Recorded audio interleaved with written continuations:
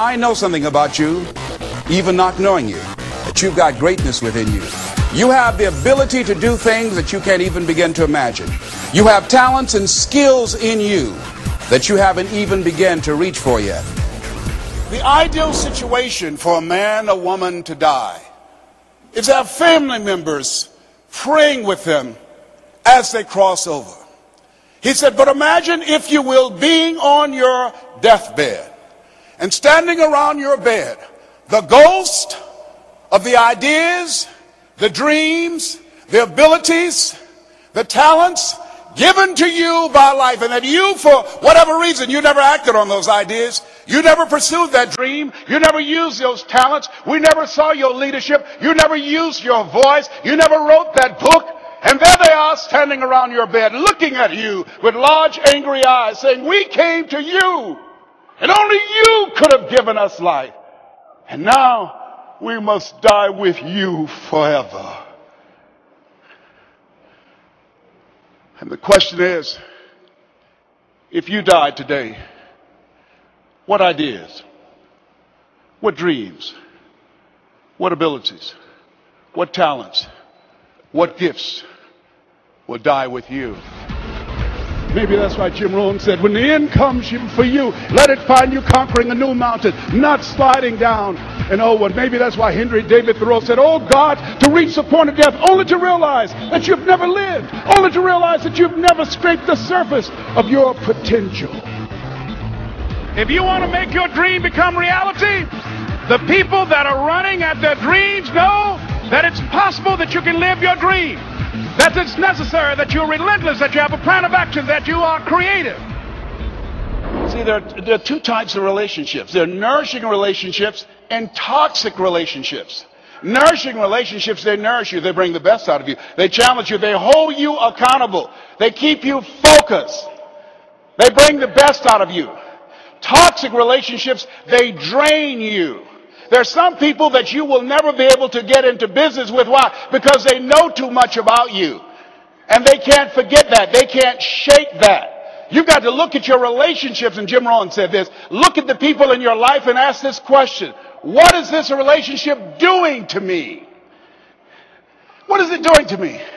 Am I growing spiritually, mentally, financially, intellectually? What is it doing to me? If you're a young person, does it put you on the honor roll or get you on the detention list? What is it doing to you? There's a new term in psychiatry called relational illness. There's some people that can make you sick. Well, can I change them? No. It's a full-time job changing yourself. And there's some people that are so negative they can walk into a dark room and begin to develop.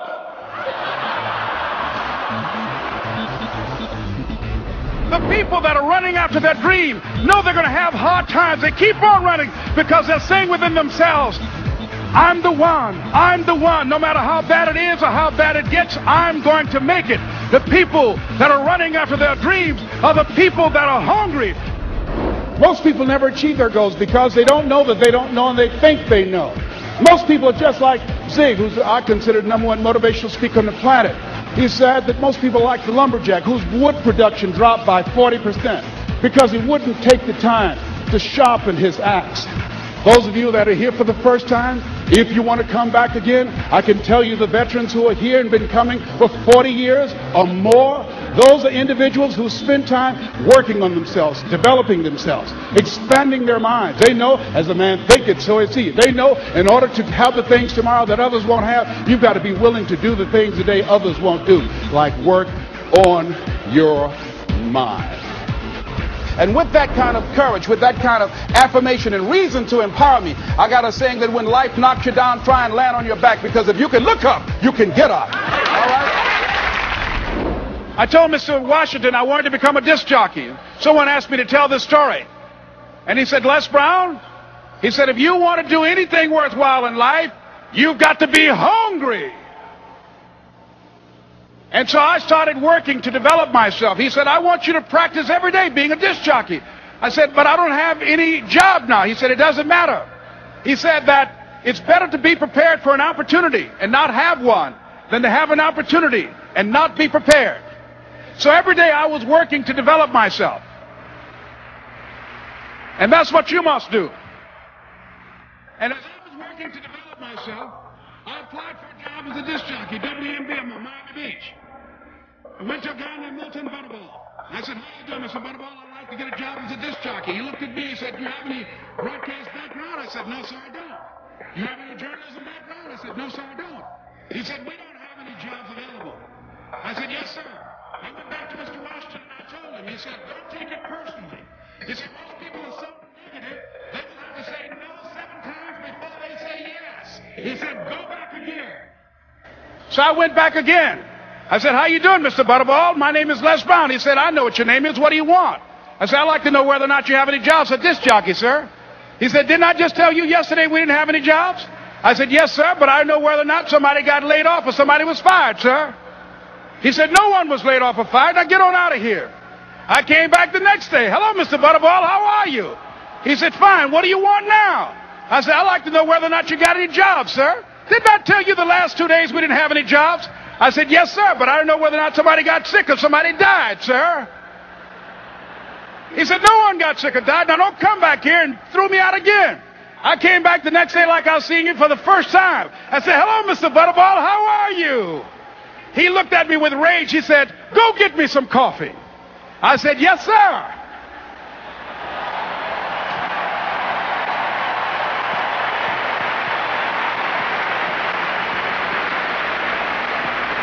And I went to get him some coffee. After a while, I would give their lunch and dinner, and I would go in the control rooms and take the disc jockeys their food, and I would not leave until they would ask me to leave. Then they started trusting me to pick up entertainers that came to town. Entertainers like the Four Tops and the Temptations and Diana Ross and the Supremes. I would drive them all over Miami Beach in the disc jockeys' big long Cadillacs. I didn't have any driver's license, but I was driving like I had some.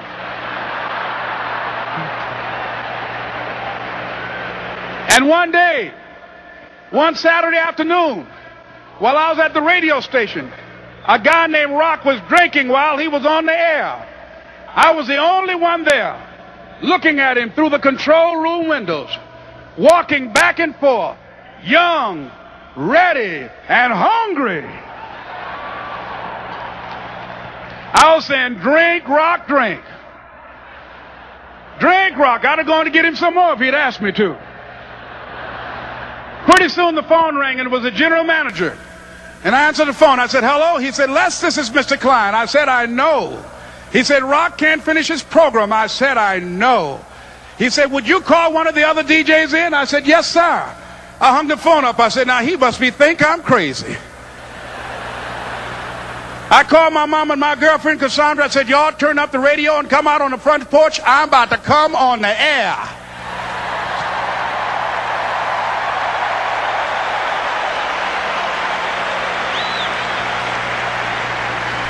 I waited for about 20 minutes, and I called him back. I said, Mr. Klein, I can't find nobody.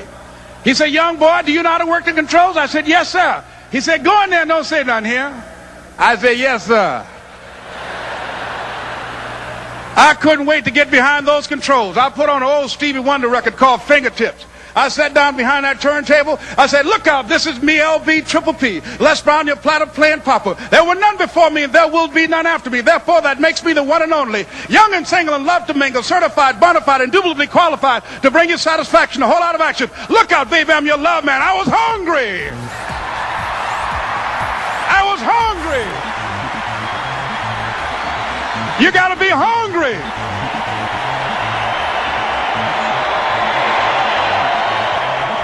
He talked about having personal growth before you can attain professional achievement. And when he said better selling begins with a better you, that put the focus on the kinds of things that I can do myself and taking charge of my life. And when I do that, everything else falls in place. Les has the ability to inspire people to pursue their passion, to live their dreams. And whether they're in sales or personnel or whether they're just a machine operator, it's very, very important that you have some passion for what you're doing. And Les inspires people to have that passion.